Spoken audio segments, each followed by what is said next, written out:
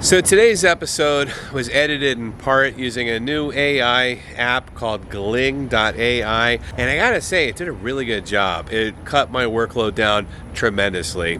Gling AI, it's only gonna get better from here, folks. Anyways, if it seems a little odd, a little off, it's because I used AI to help edit the content of this episode. Hey folks, Dr. Brian King here. I have another episode of On the Road with Dr. Brian. Now, as I travel the country and the world, I meet a lot of really interesting people, and some of those people, of course, have been podcast guests, and that's what the whole On the Road podcast has even came from. It's came from my travels. But recently I've been meeting a lot of people who are well-traveled themselves, and because of the logistics of our individual travel schedules, for a lot of them, the only way I can truly get them on the podcast is to do an interview over the internet.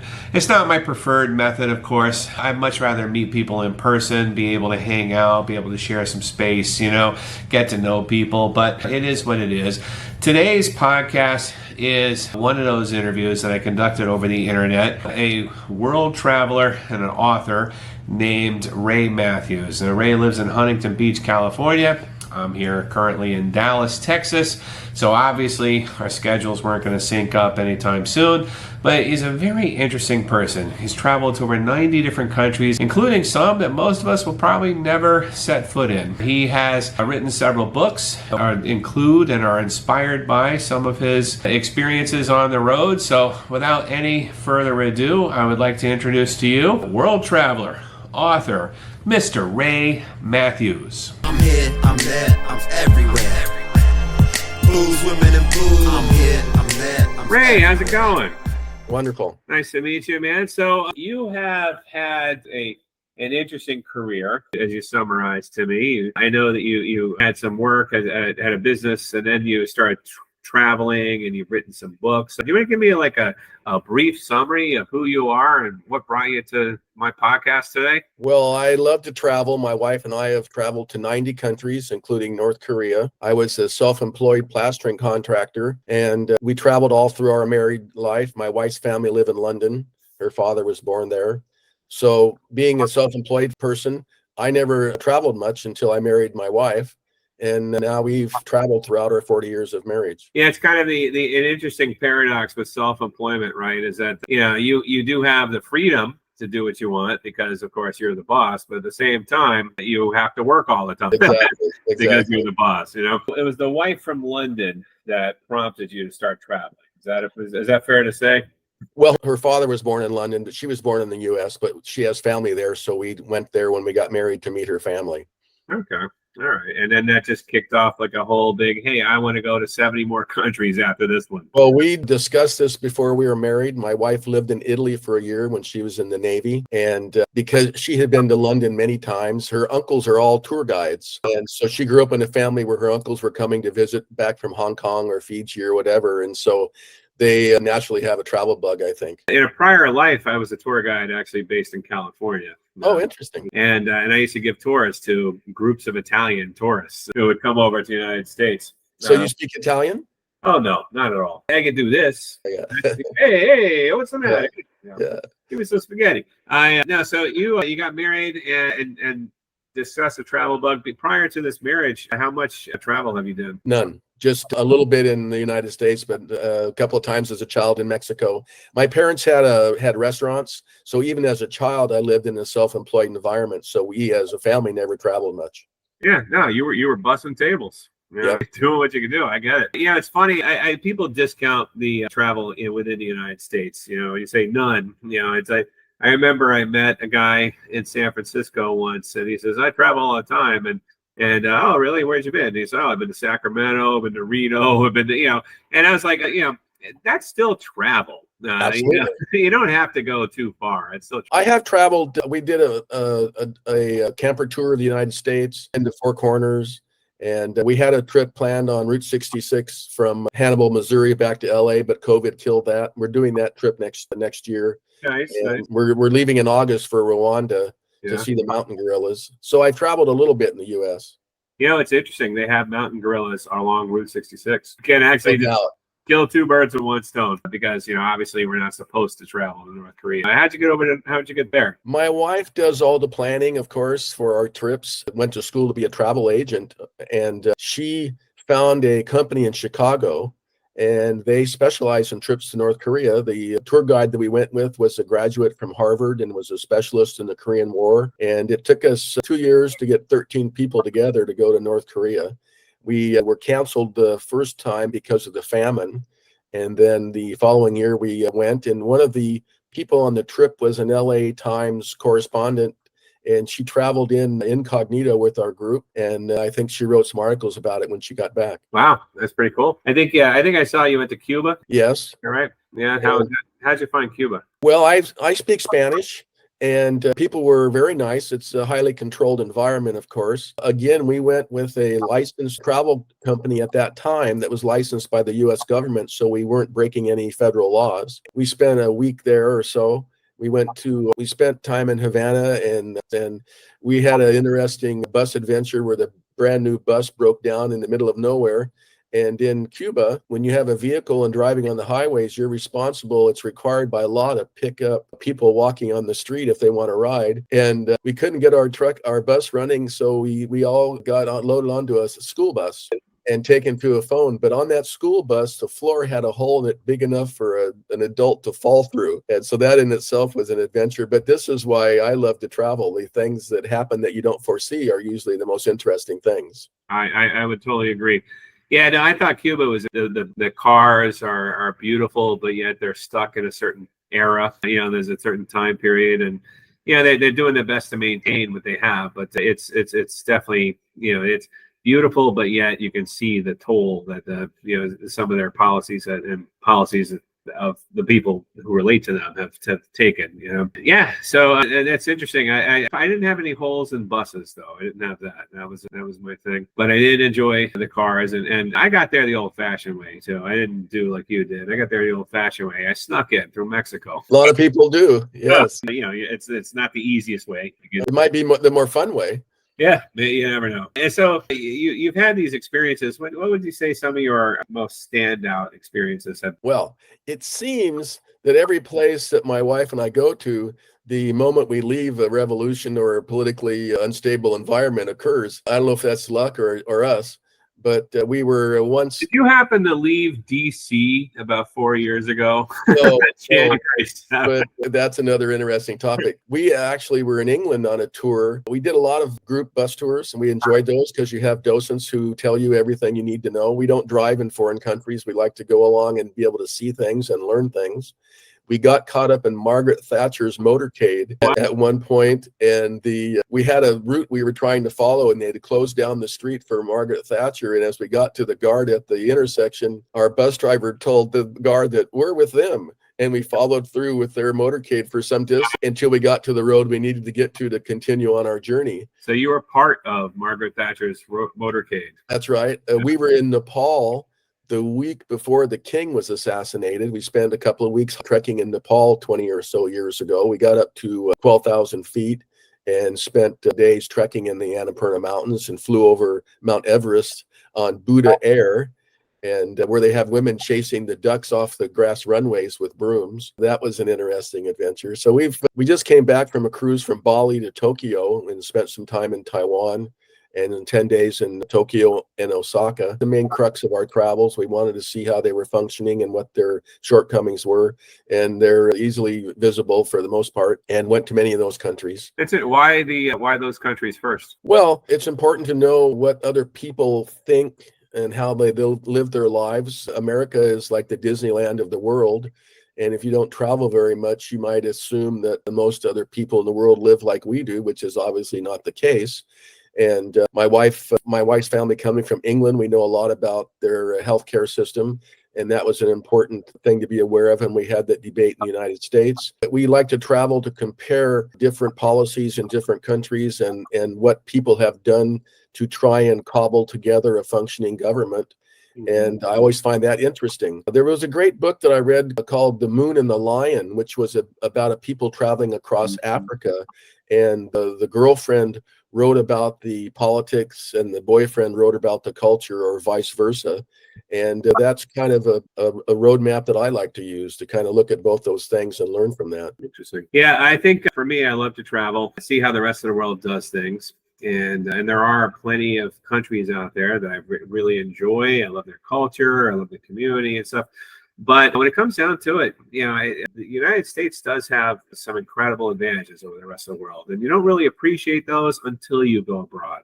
As you were talking about, you mentioned something about seeing how other countries do it, and the U.S. being kind of like Disneyland. My go-to point to make my go-to example to make this point to always is to compare grocery stores. If you look at an American grocery store, it's something that all of us take for granted. We don't even appreciate what we have. But we have a tremendous variety of products. We have a nice, comfortable environment in which to walk around and shop for them. We have baskets that we can put things in, bags that we can take things out. They give us the bags that we can take in. All these great things. And I have yet to be in a single country whose grocery stores have even anywhere near the variety of products that an American grocery store has available. And it's forget having different products. I'm just talking about just the sheer volume and variety.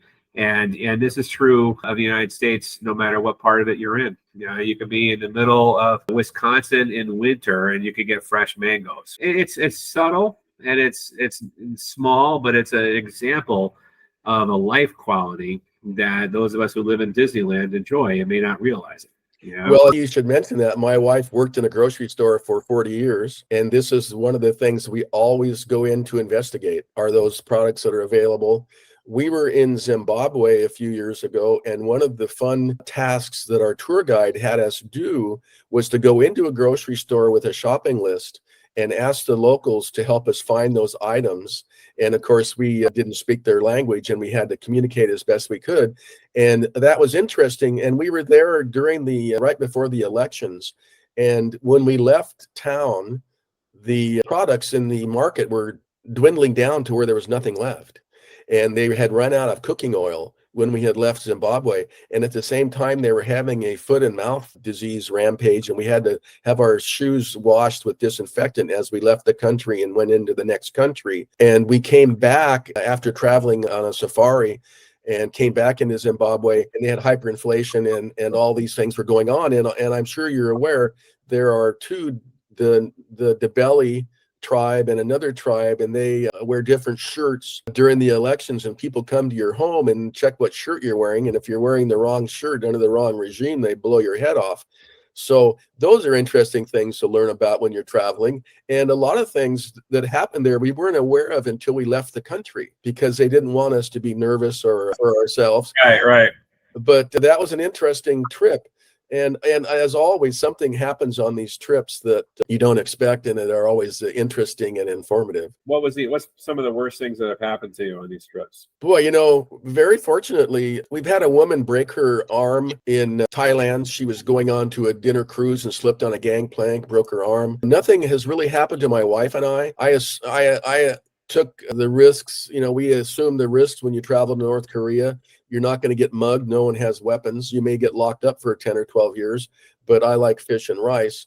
So you kind of run these thoughts through your head before you go somewhere that's not on the normal travel touristic path. We went to Mongolia, had a wonderful time in Mongolia. And there were a few, we stayed out in the Gobi Desert in Gurs and did the camel rides and things like that. But we've been very fortunate. We had an incident there where someone was in a car accident. And as we were flying back from the middle of the Gobi Desert to the capital, the victims of a car accident were on our flight, because there are very few roads. Oh, wow. Between the Gobi Desert where we were and back to the capital of Ulaanbaatar. And so we had people with their heads wrapped up and lines going into their arms from an elevated tower like you see in the hospital. They were being transported to a hospital over our commercial airline ride. So that was kind of interesting. We had the airlines in Australia many years ago when we went, and we had to make adjustments to that. But that's we've not really had any real bad things happen to us. We've been very fortunate.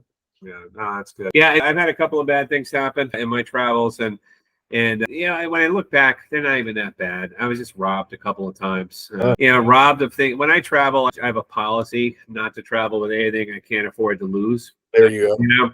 So it's not like I'm walking around with like my nice, watch or, whatever. But I've been robbed a couple of times. Ironically, both times in Mexico City. You can get robbed anywhere. I don't like, it's not that it's Mexico City's fault.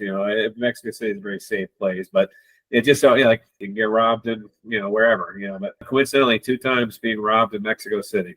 So how did that happen? Well, the most recent one was just a situation where I was starting to feel a little bit too comfortable. It's a big city, regardless of how safe it might be. It's still a big city, and you got to have your wits about you.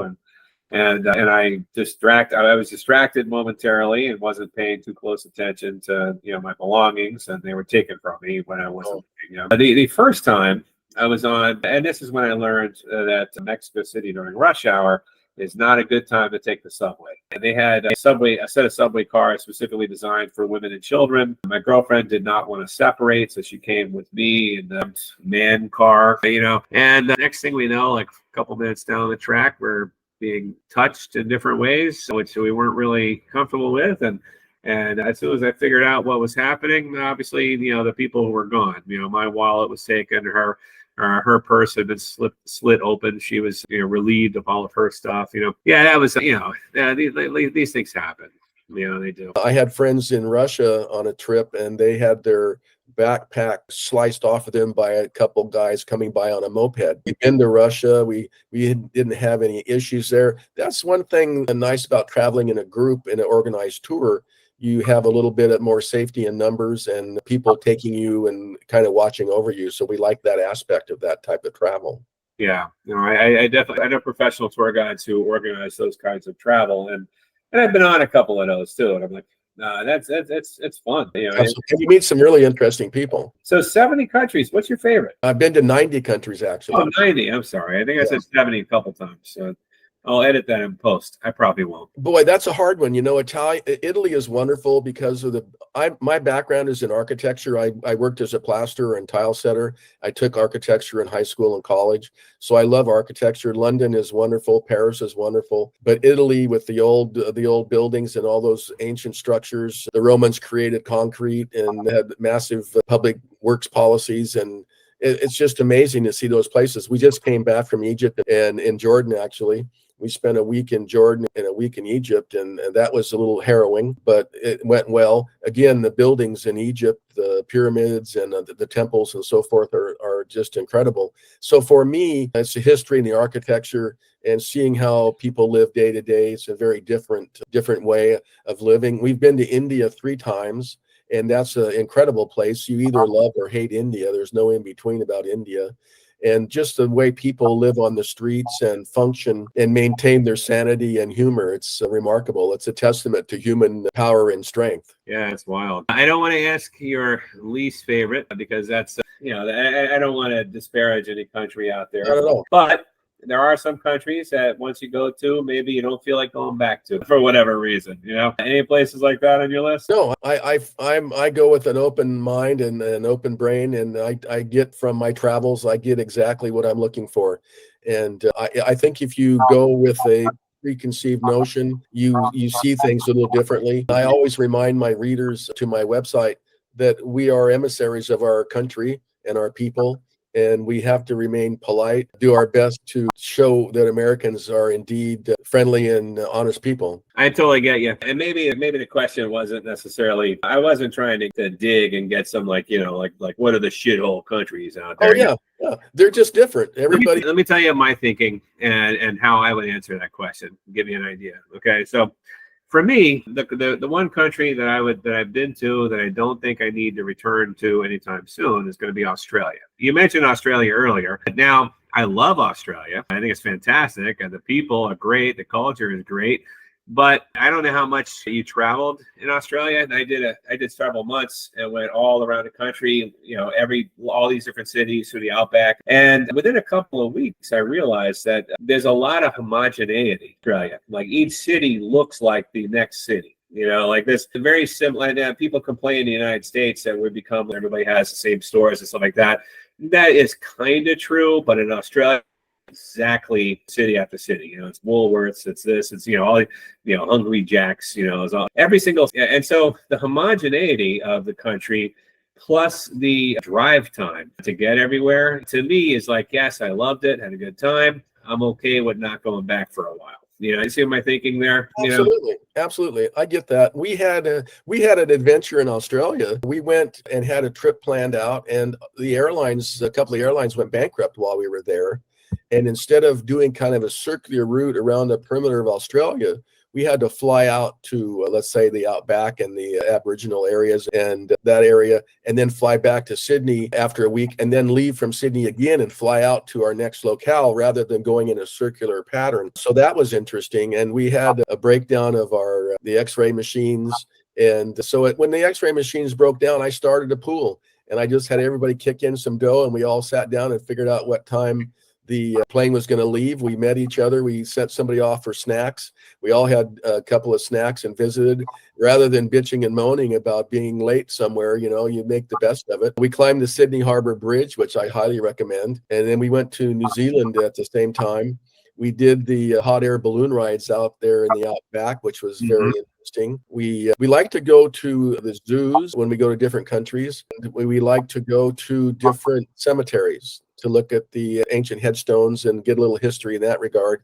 So those are things we can do in every country, and it's interesting. Yeah, no, there's definitely experiences to be had, like I said, but it was just this city seems familiar. I get your point on that. I think of Australia as being America in 1950. It kind of is. Did you know? Maybe people talk about. There's an old joke about which way the water turns in the toilet. Sure. Did you happen to notice that every toilet in Australia is the exact same toilet? And it's as if there's one manufacturer, and it's just little details like that. Well, I'm kind of a nerd in that sense. Also, I like to notice, because I was involved in building and construction. I do notice those things that a lot of people might not see, and it drives my wife crazy. I have to tell you a fun story. I was in a bookstore in North Korea, which is kind of an oxymoron, but we bought a great book called My Escape from South Korea. If you can find it, it's a very interesting read. But we were in the bookstore, and they had remodeled the bookstore, and the plasterers had done a fair to middling job, and I could see where they had closed an opening between two rooms with a wall of plaster. And I pointed out to my tour guide, and he told the woman that, oh, this gentleman has seen that you've done some changing and remodeling here in the bookstore. And she says, oh, has he been here before? No, one trip to North Korea is probably enough. But I did notice that fact. And it's interesting, in Pyongyang, the buildings are all about 5 or 6 stories high of cinder block. The power goes out at half the city goes dark at sunset, and the other half have candles in their windows because they don't have enough fuel to run their power plants. That was the week of the Olympics in China when we were in North Korea, and there was no commercial shipping traffic on the rivers. There was not a lot of economic activity. We went into their underground train system, which was built by the Russians. It's really a bomb shelter for the city of Pyongyang. It's very, very far underground, and the power went out. That was a little bit disturbing for me. I have claustrophobia, and when you're 1,000 feet below ground level in a subway and the lights goes out, it's pretty dark. Yeah. That was a little disturbing for me. It lasted about 10 seconds, and we got out okay. And we were with a group of teachers and college professors, and a few of the people had some interesting comments. But one of the things that happened, they're very strict on what they want you to do. And a few of the people tried to go on their own way and not follow instructions. And as soon as they didn't follow instructions, they were quickly reprimanded and sternly reprimanded. Actually, it's kind of, you're speaking about books, and not to toot my own horn, but one of my books was translated to Korean. Wow. I don't know where it's available. I just know that they sent me a copy and of the translated version, and every time I pick it up, I'm just like, I can't recognize anything in it. Yeah, that's a problem. There's nothing familiar about Korean if you don't know Korean. There's not even page numbers or anything, like that, or title. There's this. I can't. I open it up and I flip through it, and it's not a single thing.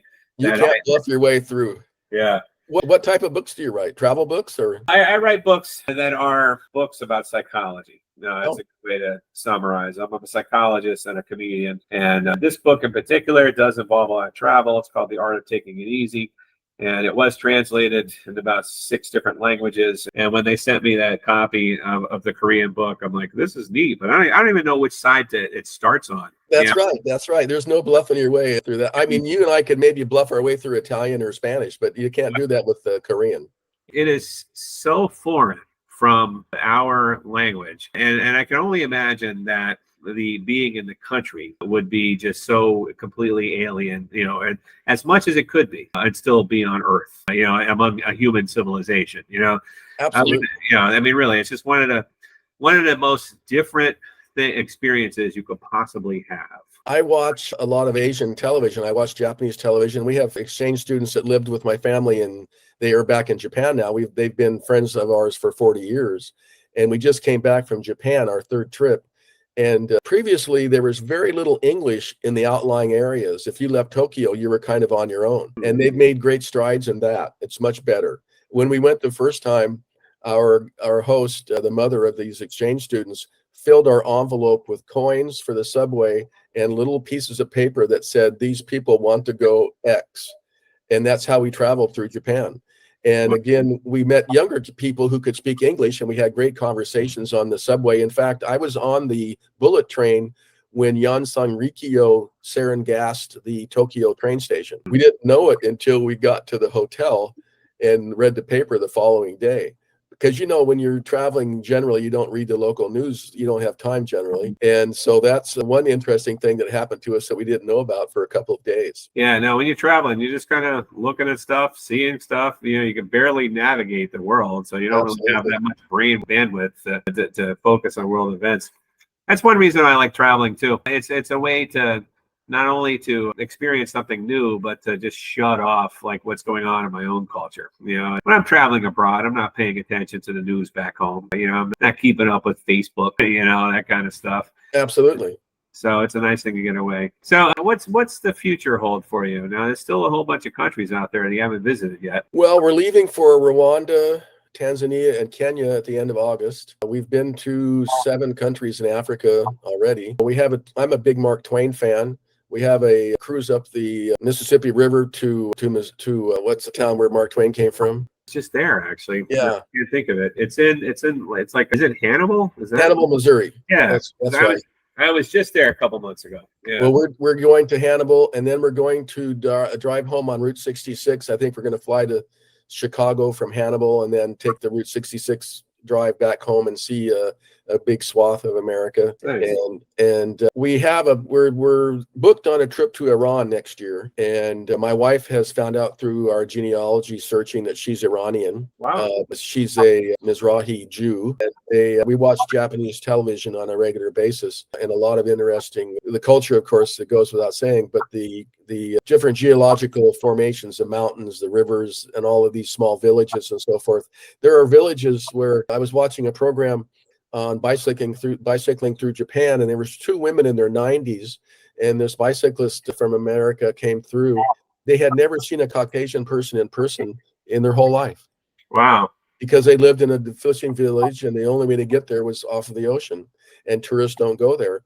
And so I watched this program called Journeys in Japan, and it's about people from all over the world who have taken the time to learn Japanese and then travel there, and they do in-depth tours with the same company doing narration, and they make a really interesting program out of it. That sounds really cool. Yeah, I have yet to make it. That's one region that it's on our list. We don't know when we're going to make it, but we got some upcoming travel plans. It's wonderful. Yeah, I would imagine it is. I really would. The Mississippi River cruise, I'm envious, because that's something I've always wanted to do. Now, the thing that prevents me from doing it is that it's prohibitively expensive. And not that it's out of reach expensive, but I mean that it just doesn't seem like it's worth it for what you could get for another cruise, an ocean-bound cruise, Sure. The ships are smaller, and there's not, so, and it's a lot, and it's really time consuming. And people don't appreciate it. It takes a long time to go up those twisty, turny. I just read a very good biography of Mark Twain, and I've read a few. I've read most all of his writings, and perhaps that is a trip best left for people who are Mark Twain aficionados. My wife and I love days at sea. We've taken many cruises. We bring lots of reading matter with us. We've cruised from Los Angeles to Hawaii to Mexico. which is not a cruise that a lot of people would think about. It's a lot of days at sea, and you have a lot of quiet time to read. We've done the cruises in Europe. We haven't done any cruises in China. We were in China in 1985 when it was just opening up. So that was a kind of an adventure. We did a really nice, I guess you could call it a cruise in Egypt. We were on the Nile in a sailing vessel with a group of 12 or 14 people. And we had dinner out on the beach, and we sailed up to the Aswan Dam. We stayed in the hotels that Agatha Christie stayed in when she wrote Death on the Nile. And our tour guide was funny. He said, I take people here on tours, but we never stay here because it's so expensive. But the trip wasn't that expensive, actually. But the hotels are always a surprise to me, how wonderful they are. We've done Laos, Vietnam, Cambodia. We've done most parts of the world. And I'm always impressed by the hotels, pleasantly surprised. The most rudimentary hotels we've ever come across, I think, were in parts of Greece, and of course in Africa, where you stay in huts or tents generally. This is part of travel for me. I like having those different kinds of experiences. Yeah, that's pretty cool. What about most extreme places you've gone to? Well, we've been to Antarctica. We did that trip several years ago. We went to, where was it? We went to South America in 2000 during the Y2K problem, and no one was traveling. We ended up in Peru, and our group tour consisted of my wife and I and our driver and our guide. We went to Machu Picchu, and we took the train from up in, what's the town? Up in the 10,000 feet in altitude. We took the train down and over to Machu Picchu, and we got up very early in the morning, and we actually were allowed in the grounds before anybody else was there. So we had Machu Picchu to ourselves, and we stayed at the hotel at Machu Picchu, which is a nice thing to do because it gives you that opportunity to see more things when there are less tourists about. So South America is a nice place for us to go. I speak Spanish fairly well.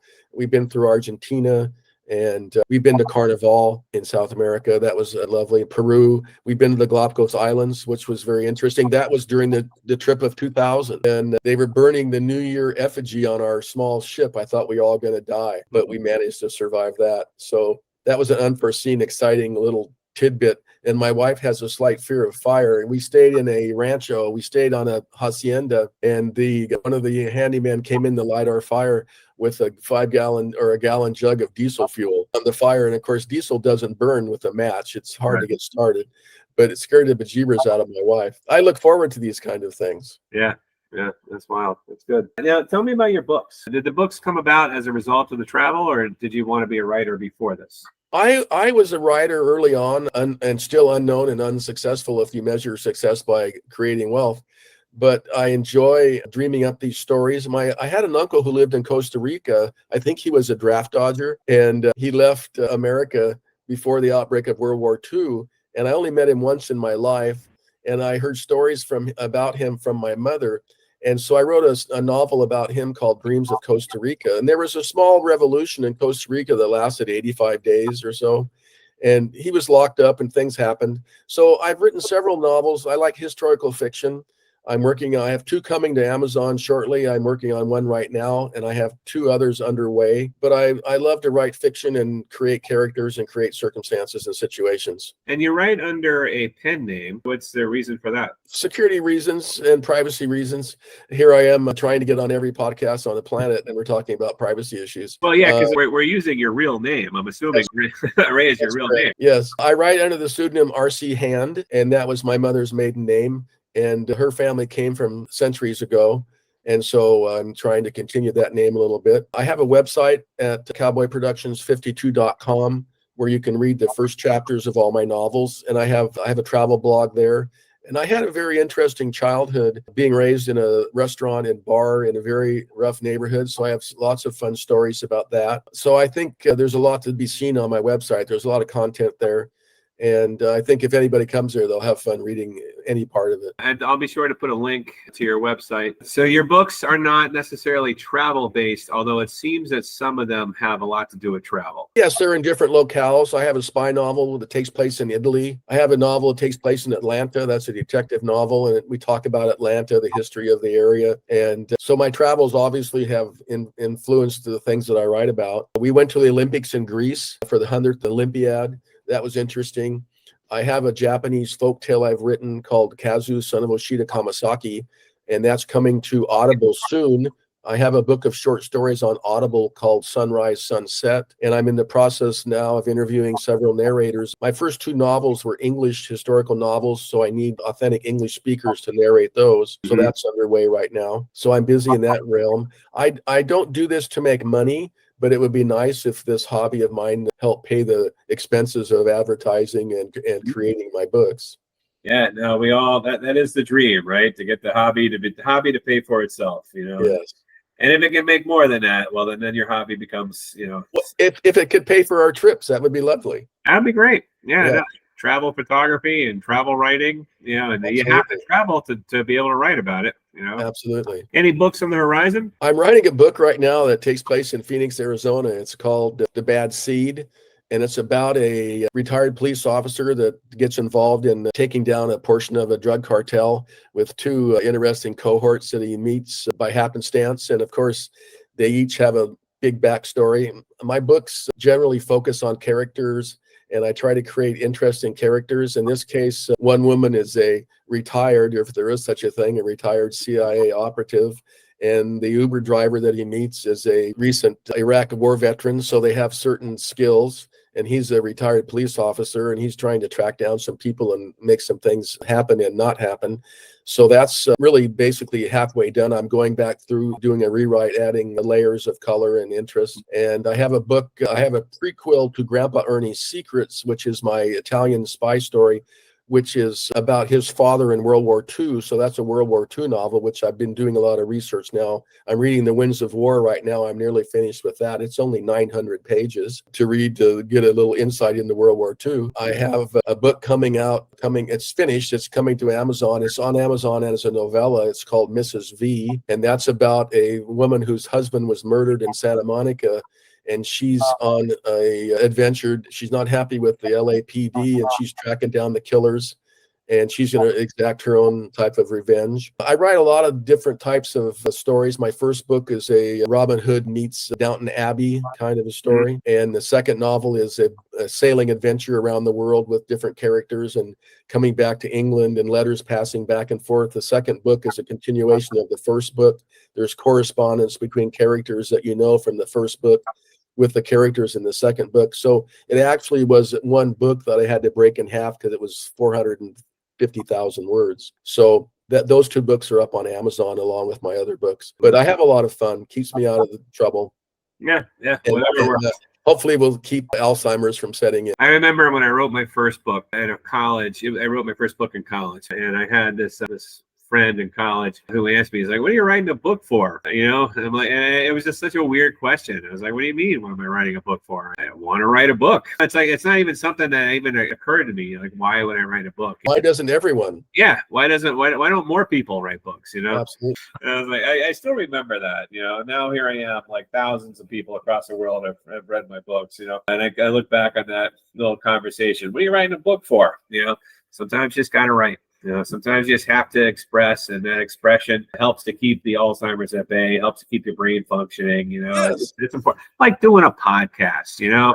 Absolutely. Absolutely. I think everyone has a life story worth telling. We all have interesting events and sad events and happy events. And I think one can put that into a cogent form and create a book well worth reading. And we can learn from those people's experiences. I think so too. And so that's why I like to interview, you know, interesting people for this podcast and get a little bit of their story out, and in the process perhaps help, you know, keep my own Alzheimer's at bay. So yeah, stay creative is what I tell people. Traveling is a wonderful way to open your mind and continue to keep yourself stimulated, but so is any sort of creative pursuit. I've started telling true stories on stage with here in Long Beach. We have a writers group. Mariana Williams, the wife of Paul Williams, the songwriter, she runs what is really in essence a small version of the Moth Hour. Yeah.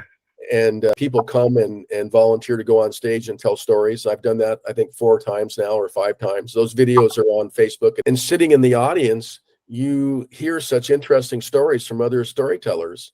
And she'll have a few professional actors and writers come up, and she has some interesting stories. And Paul Williams comes and tells stories also. And he's had a very interesting life. He's the president of ASCAP, I believe. And he's been around the block a couple of times and has some things to talk about. Yeah, it's wonderful. I used to live in Los Angeles, in West Hollywood specifically.